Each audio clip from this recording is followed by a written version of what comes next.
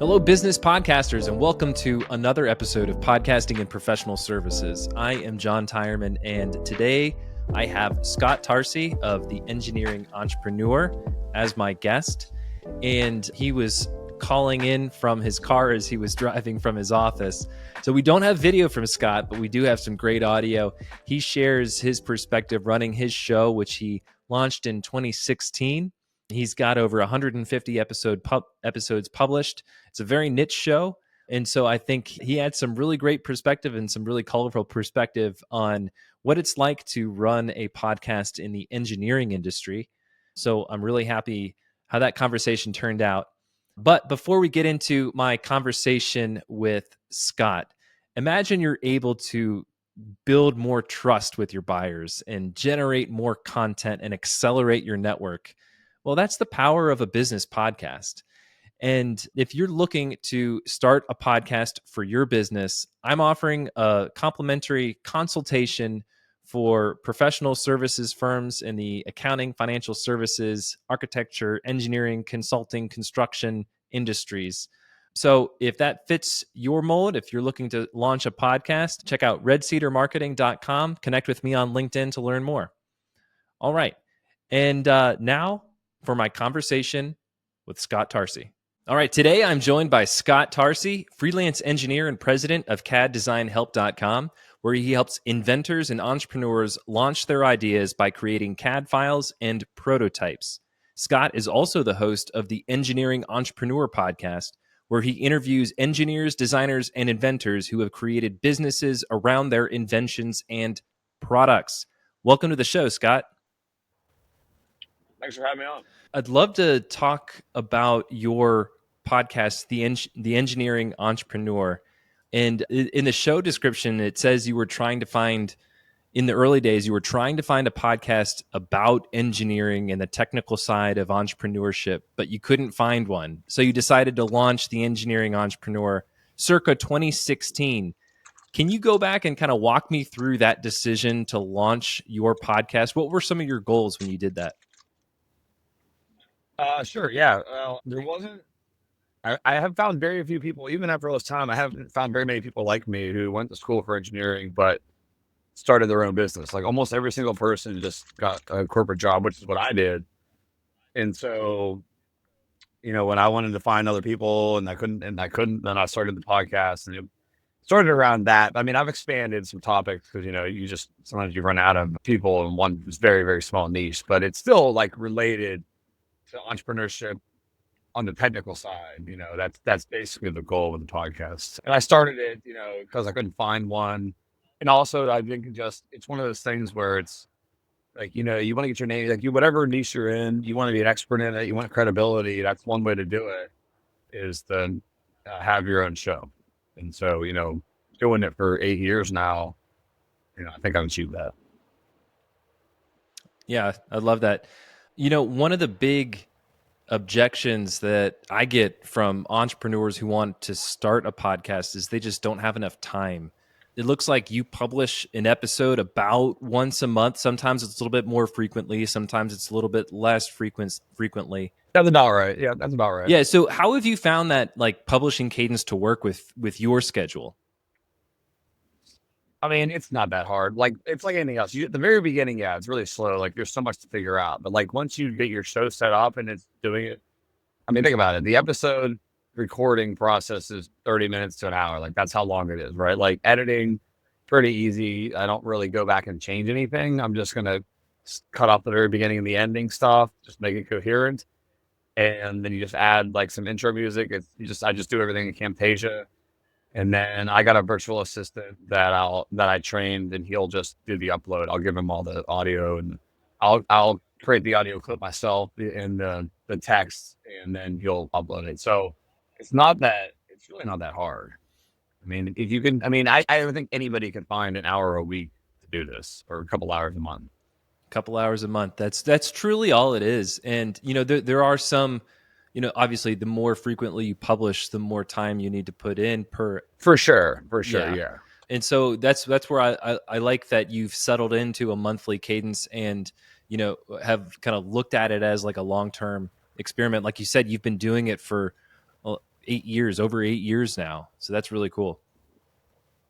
I mean, I like to be on like a normal schedule, but it's not the number one priority in my business. It's maybe number 3 or 4. So making it live in once a month is not a problem, but committing to like every week, I think would be a challenge. Like I think it's a goal, like the target. Like I don't think it ever hurts you. Like let's say your target is to go once a month and you find time to do 2. It's never going to hurt you to do more. Right.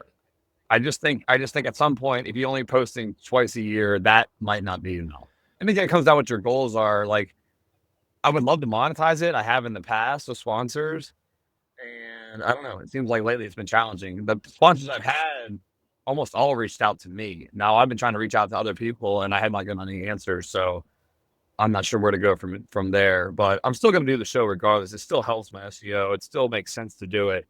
But being that I'm a top 3% podcast, it's a little frustrating and confusing to me that I'm not having sponsors reach out. I'm not like, I would love to know why, honestly. So if I can answer that question, I'm all ears. Well, so you mentioned that it impacts your SEO. You mentioned that it's a top 3 priority for your business. So obviously the show has had an impact on marketing for your business. Can you expand upon that? How has the podcast impacted your SEO? Well, I have people reach out to me that came to me because of it. So I mean, that's how it affects it. Gotcha. Okay. Otherwise, how would I know? I mean, I don't think there's a way to know other than that. Yeah, discovering a podcast is interesting. I was doing some research on this, and word of mouth is like the number one way that podcast listeners find a new show. So it's like they hear a reference from a friend or a peer or a colleague if we're talking about business podcasts. The next few like top discoverability channels are search, like you mentioned, but it's really like search has become like people are starting to search on Spotify. They're starting to use the search bar on Spotify, on Apple to find shows. YouTube is becoming a major player in the search world, owned by Google. But now that podcasts have become have risen in popularity, and now that there's more video shows out there, YouTube has become a major factor in search. In what other ways outside of search engine optimization would you say that the podcast has impacted your business? On that topic about YouTube, yeah, I am posting there now, but making it into a video, like I just usually use I just like to record audio. Like I do a lot of this in my car while I'm driving. That's when I have time to do it. Right. So I just call people, it's just more efficient. Like I can't do anything else. Let me get this out of the way. Then I get home, I have other stuff I got to do. So if I got home and then I had to sit there and do it, then I don't have enough time, right? So I'm not trying to do video. I mean, it doesn't matter if you're looking at my face while I'm driving a car or not. Like, it doesn't really make sense. But I'll put, like, on YouTube, you have to have some type of image. So I just use my logo and, like, the guest picture typically. But the file is huge. I mean, I have enough space on my computer, but it's crazy how big that is. How long it takes to upload and do everything. Like, if this exporting it from Camtasia takes like so long. I try to do it like overnight or something because it takes like hours of processing to do this. I'm like, I don't understand why this is so large, but it does seem important to have it on YouTube. It just seems like it really makes you grow a lot faster. The organic reach on YouTube right now is pretty incredible, especially with their shorts features. I manage a few different shows on YouTube, and those like the vertical video shorts that you can derive from podcast content that generates sometimes upwards of like 3,000 video views on YouTube, and it drives, How have you found that conversion? So right. I have a couple of YouTubes. Like I also do some golf stuff, and so like I have a golf YouTube, and I have my podcast one too for engineering. And I've done some shorts. My previous virtual assistant, she was great. I wish she hadn't quit because she was taking my long form and she was figuring out how to cut it. And like, I'm sure I could figure it out too, but I'd never done it where you just cut a little snippet and you make it into a short. But how is that like for you converting to the people actually listening to the show? Because I'm not sure how much, like, are you getting subscribers? Are you actually getting subscribers to YouTube and your podcast on like on a podcast app from the shorts? Or are they just watching a 15-second clip and then moving on? Because I think that's what people are doing. Yeah. So I think to answer that question, I kind of have to step back and look at kind of the broader consumption trends of YouTube. And what I'm noticing is folks are using YouTube as a primary way to listen to podcasts. Sure, there's a video component to it, but most people who use YouTube that I've talked to queue up their favorite podcasts on their mobile device on YouTube, and they'll plug it into their car and they'll listen while they're driving. I don't think they're watching their screens while they're driving. I certainly hope not. Most podcast consumption in my portfolio is about 80% is on a mobile device. And so that makes sense. Right. Yeah. And so in terms of conversion percentage, though, I run a show called the Ground Transportation Podcast. And I would say that about 15% of the subscribers come from those video shorts. So if that gives you any indication. So it's very low percentage coming from. It might be a low percentage, but I would say that it's a new kind of discovery channel. Like I mentioned earlier, like word of mouth and kind of referrals are the biggest one in search. Well, I agree. Like, I think everybody listens to podcasts using their phone. Like, why would I get out my laptop and have to do that? But I don't know why they're watching they're listening to it on YouTube, because on my phone, I have a Apple iPhone 13, but if I listen on YouTube, I have to leave that app open. If I minimize that to get it out of the way to like use Google Maps or something, it turns off. So I hate that. I can't, there's no way to keep playing it in the background. It's unless stupid. you have YouTube Premium. So that's why they do it on purpose. Yeah. You have to buy an upgrade. Yeah, well, I'm not going to do that. I'm just going to use the free Apple Podcast Player. Like, who's going to go pay for something that they can get for free? It doesn't make any sense. That's why I don't even use Spotify. I mean, I could use Spotify. It's probably the same, but the Apple Podcast app is built into my phone. It's already there. So it's like, I've just always used that one. Like, there's never been a show I wanted to listen to. They've been a lead. Apple has been a leader in podcasts. I mean, they put that podcast app on their iOS platform. I think it was like 06 or 07. Right. Long time ago. Yeah. Right, a long time ago. So they've been very forward thinking. That's still probably the top one, I'm assuming, other than people that don't have iPhones. Like, that's probably the top app to use. Yeah, well, I would say that if you were to look at the stats of your podcast, I mean, the apps that folks use is likely a product of where you've been directing traffic to. So, if you're promoting your podcast on any specific platform, that'll probably be the big dog in terms of the share of. Oh, you mean doing paid ads? Sure. If you're doing paid ads, or if you're posting on LinkedIn or Twitter or Facebook or wherever, and you post a link. Oh, whatever link. Right. Okay. Right. I always use the iTunes link just because that's where I started. But I use Libsyn as my host, and I publish to all the different whatever, like the full list of whatever they have. Because why wouldn't I? Like, you know what I mean? It's just logical to post to everything. Yeah. Totally. 100%.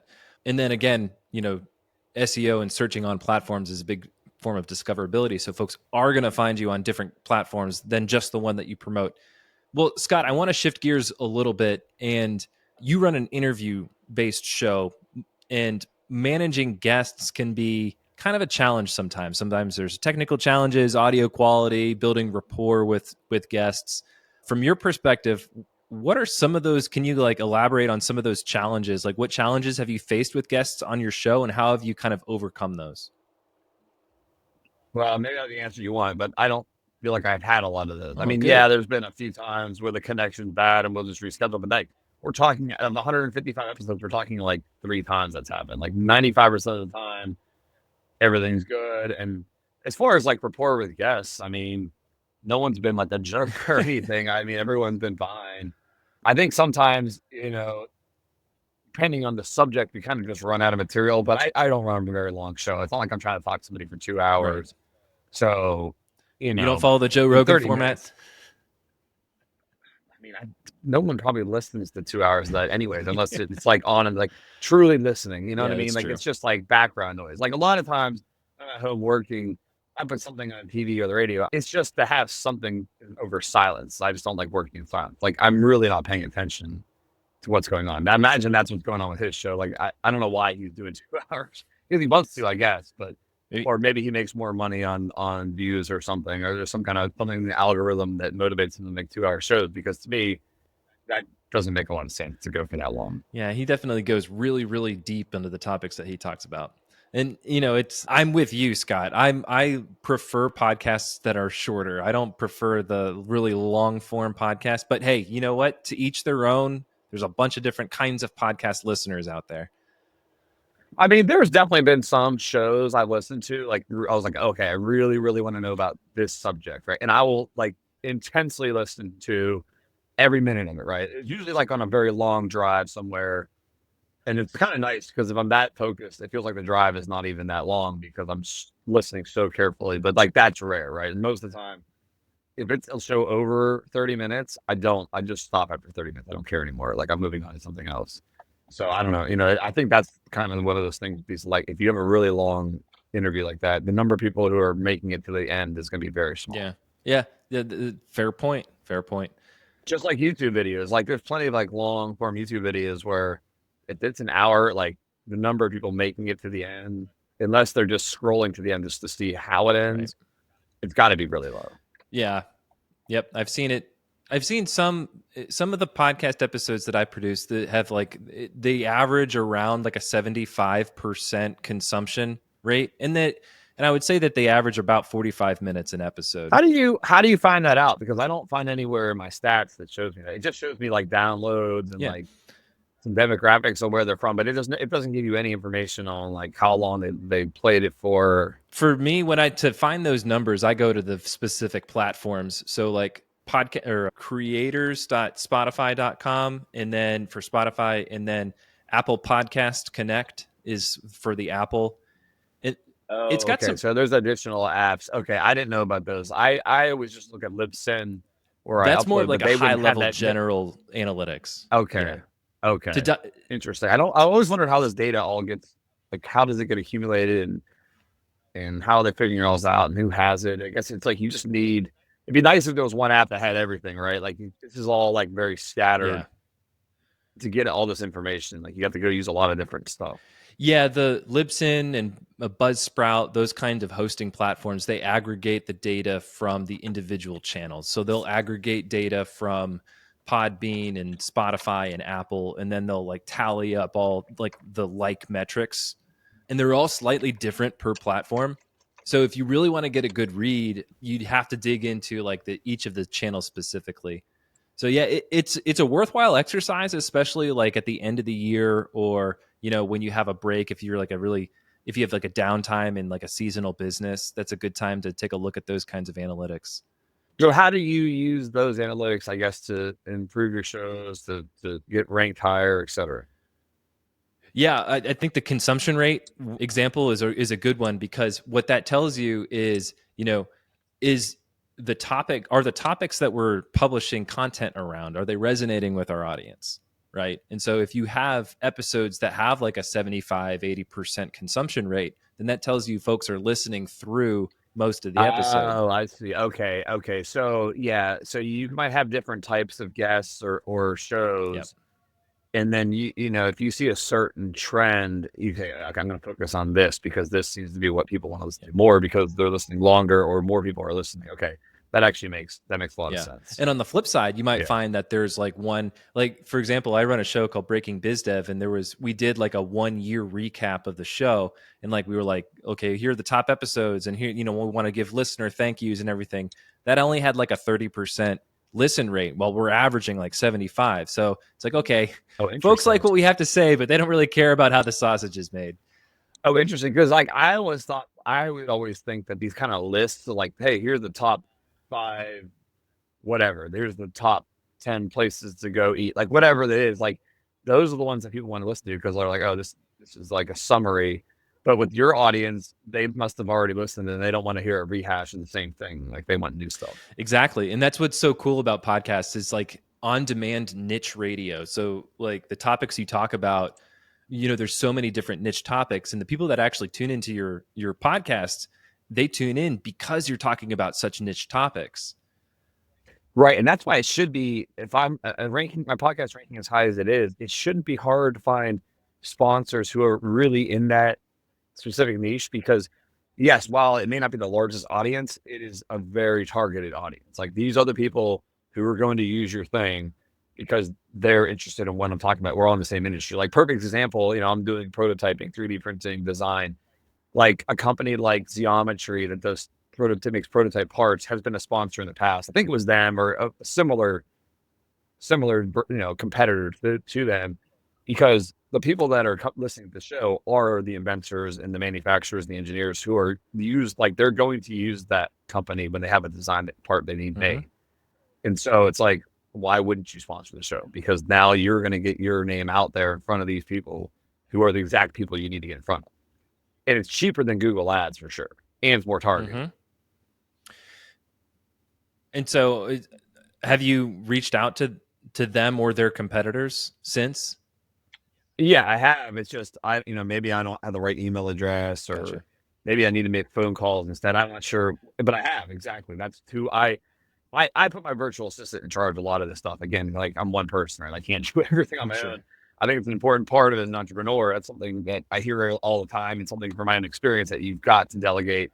You got to get a team, or you got to get people that can help you.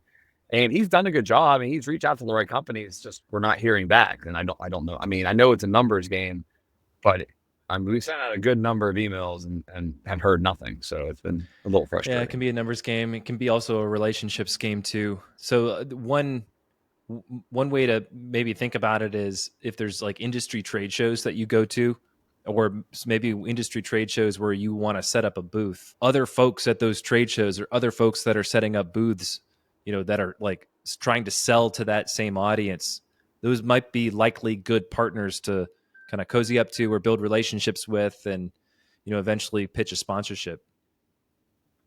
True. I did go to a trade show, but I was more trying to sell my services than sell podcast sponsorships. Although I should have thought about that when I was there. I didn't get a booth. I mean, those are very expensive. Yeah, they can be tens of thousands of dollars. Yeah. It's too much. I mean, I don't think I'd ever get the ROI back on that. But yeah, going there and like talking to people, yeah, that's not a bad idea. It's not one of those things that's easy. It's like if it's not in your hometown, then it's going to be extremely expensive to go to one. Yeah. That's always a challenge to me. It's like I understand you need to invest in your business, but you've got to be really careful how you do it. Otherwise, you can just waste a lot of money and just put yourself in a hole. That's so true. That is so true. Well, Scott, I want to get back to your podcast, and you mentioned that you didn't have a whole lot of technical challenges with your guests, which is just amazing. I love that. I've heard some horror stories with technical challenges and just being really frustrated. So yeah, I mean, I've done dumb stuff like, I forgot to hit the record button on Sure. Zoom. I mean, Zoom seems to work really good for me. Like, it just seems to always be reliable. So that's kind of what I've used for a while. I can't remember. I used something else before. I've tried a couple different things, and that one's just, once I find something that works consistently, like, why would I switch? Like, I just keep using it. Well, for the guests that you do have on your show, I'm curious, do they seek you out or do you seek them out? Has that yeah. Well, at this point, at the beginning, yeah, of course, I had no one really knew me. Here's what's interesting, right? I get probably 100 requests a week to be on my show. Like, it's crazy. Wow. Number of people reaching out to me on it. It's too much. Like, I don't even respond all the time anymore. Like, I'm overwhelmed. I've got a good queue of like podcasts that I've already recorded. I've got other ones set up. Like, it's like out of control, right? I don't understand why that side of it is like it, but the sponsorship side isn't. I'm like, obviously people are finding it. They want to come on. I'm fine with it. I mean, as long as you're somewhat relevant to my topic. I mean, you're an expert in industry. Sure, come on the show. I don't really say no to a lot of people. I don't think there's a reason to. Even if it's not exactly what I'm doing, like, it's still relevant, and so but at the same time, like, why are sponsors not reaching out? Like, it's just people that want to come on the show. So I don't know. It's a weird thing, but it's like, yeah, I have zero issues finding guests. Like, I just an unlimited number of people who are reaching out to me about it. So would you say that, like, the folks that are reaching out to you, does that put you in a position where you can be more selective with the guests that come on your show? Yeah, I mean, I am a little bit selective. Maybe I'm too much of a nice guy that I say yes too often, but I don't know. Like, I had a guest recently that hasn't posted yet, but she did something with meditation. But I was like, well, this could be relevant. I mean, entrepreneurs, they need to be able to focus. Meditation can help you. Or I didn't know much about the topic, so that was kind of on the edge maybe of what would be relevant. But I think, after talking with her, it did seem relevant. I'm like, okay, People get super distracted with their devices and all this stuff. How can meditation keep you focused? How can you use that practice so you can lock in and not get distracted and get more Well, done? And it was actually pretty insightful. especially engineers too, whose minds are always working about, how does this work, right? For sure. So to Yeah. calm that down, I can see how that can be really beneficial to, someone who does have an engineering mind, but they also have a business that they're trying to grow. Yeah. That's really great. So your show, Scott, has some really great ratings and reviews. I'm curious, did you proactively reach out to folks to try to solicit ratings or reviews, or what are some of the ways that you've been able to generate those ratings and reviews? Yeah, I have reached out to past guests, and I mean, obviously, the guests would love to leave a review, so that always helps. I ask people every time on my show to do it. I haven't checked in a while if I've got any new ones, but at the beginning, I was like just asking everybody I knew, just like, "Hey, can you just do me a favor?" And I would send them the link, and they would leave me a review because I knew it's important at the very beginning to push you up the charts. Over time, I don't think that matters as much, especially like imagine if you have 100 reviews and they're good, or like comments there. It's like, is 105 going to matter? Is 110 going to matter? Is 200? Like, you know what I mean? You reach a certain point where it's like each additional one is so marginal. It, of course, doesn't hurt, but it's not like it was at the beginning when you have like one. If you have one review and then you have 10, well, that's percentage wise much different, right? Mm-hmm. Obviously, that's the equivalent from going from 100 to 1,000. And that's a way bigger number to keep adding in. It would take a lot longer to get there. So I think you get up to a good number and then you're kind of set for a while. I really like that perspective, especially relatively in terms of like the percentage growth of reviews and ratings. At the beginning, you should over index on them because each one is worth more. Yeah, that's really great. That's really great. So, if thinking about how you've run the podcast in the past and, the monthly cadence, maybe a little bit more each month, what's next for the engineering entrepreneur? Do you have visions for how you want to change the show going forward? I mean, I haven't really thought about it. I mean, you think I would be good for me to change it? I've never had any complaints of like the way I do it, so I don't know how. I mean, I guess I could do like a monologue show. I did like once or twice, but really, like I'm running the show so I can learn stuff too. Like if I just talk about things I'm doing, I'm not going to learn anything. I mean, I'm just telling other people what's going on. So I don't know how interesting that is for me. Maybe the audience would like that. I'm not really sure. Yeah, well, I mean, it sounds like sponsorships are something that is a challenge for you, and maybe that's a goal of yours this year is to attract a sponsor or to find a sponsorship opportunity. I would love to. I don't know what I need to do to make that happen. Yeah. Well, maybe we can talk about some proactive ways that we can attract sponsors for your show. So, Scott, I like to close out these conversations with one last question. If an aspiring engineering entrepreneur said to you that they wanted to launch their own podcast, what's the biggest piece of advice that you would give to them? I think you just can't give up too early. I mean, that's how all these shows it's like they call it the podcast graveyard. I've heard that term. It's like the number of shows that people do like one, two, maybe three episodes, and they just stop. And it's one of those things where you just have to just keep because like if you just make it to 10, you are now like in the top like 10% all time. Like it's crazy how like you just make it to like it's not even that big of a number. It's like kind of like going to the gym. Like someone will like say New Year's resolution, I'm gonna go, and they go like 3 times and they quit. It's like if you just get over that hurdle, it's like you just got to get over that first hill, and then you're like so far ahead. And so, I mean, obviously, you have to. If you really hate doing something, I don't think you should do it. But if you start it and you sort of enjoy it at least, and you have the time to do it, then do it. I mean, I decided I wanted to do it, and I didn't hate doing it. I'd say I love doing it, but I don't hate doing it. And I mean, look where I'm at, like top 3%. 8 years later. That's amazing. That's amazing. And you stuck with it for this long. And I think that's a testament to, what it takes to build a top 3% podcast in the business genre. Well, Scott, this has been a great conversation. Folks that are listening to this, go check out his show, The Engineering Entrepreneur, wherever you get your podcast. Leave him a rating and review on Apple Podcasts.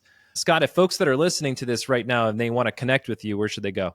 Check out my website, caddesignhelp.com. caddesignhelp.com. Yeah. I got my podcast links in there. I had the podcast posted on there in the podcast tab, so you can listen right there. I wonder how many people do that. I guess there's no way to check that, those statistics, but yeah, that's all my business stuff. I got the podcast up there. I got a blog up there. I do use social media as well, but it's pretty much the same thing that you'll see there. Like anytime I post a show or a blog update, I'm basically rehashing what I got there. That's going to have the full detail. Excellent.